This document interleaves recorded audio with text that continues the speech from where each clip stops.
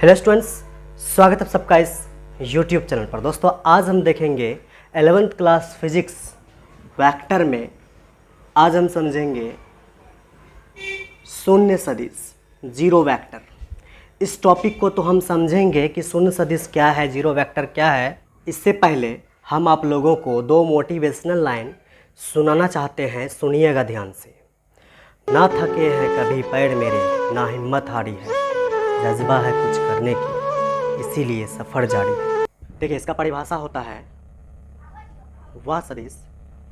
देखिए इसका परिभाषा होता है वह सदिश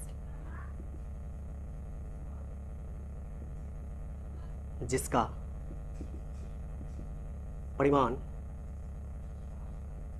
शून्य हो, उसे शून्य सदिश कहते हैं। शून्य सदिश कहते हैं। ये इसका डिफिनेशन है।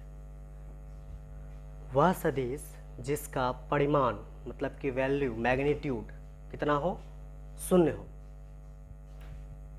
परिमाण कितना हो, शून्य हो, उसे क्या कहेंगे, शून्य सदिश कहते हैं। देखिए एग्जाम्पल समझिएगा। जैसे देखिए यहाँ पर एक एग्जाम्पल हम लेते हैं। इस एग्जाम्पल से हम क्लियर करते हैं किस प्रकार से होगा शून्य सदिश।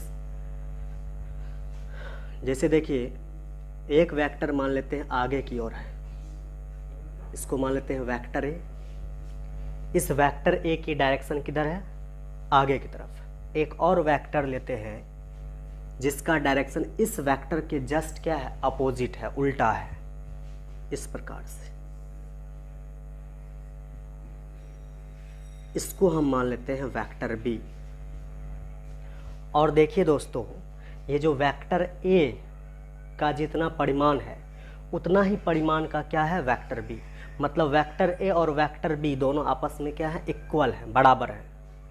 ऐसे वेक्टर ए जो है वो बराबर है किसका, वेक्टर बी का। मतलब दोनों का परिमाण क्या है, बराबर है। और देखिए ये वेक्टर किधर है, आगे की तरफ, तो इसको लेंगे प्लस में।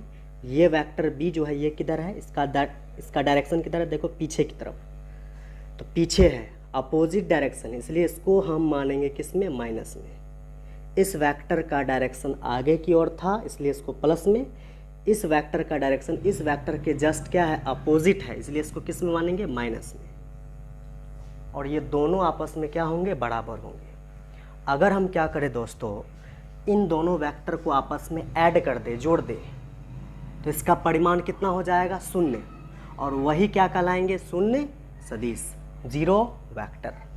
ठीक है, देखिए अगर हम क्या करें, दोनों वेक्टर को आपस में जोड़ दें ऐसे, vector a plus vector b.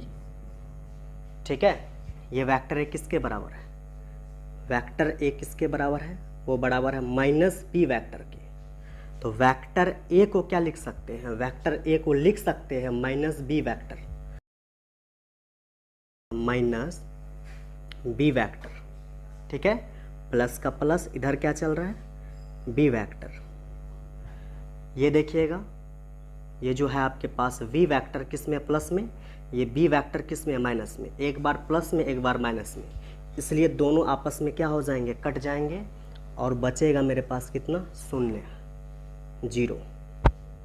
ठीक है, तो यही जो जीरो हो गया, देखो परिमाण कितना हो गया, जीरो।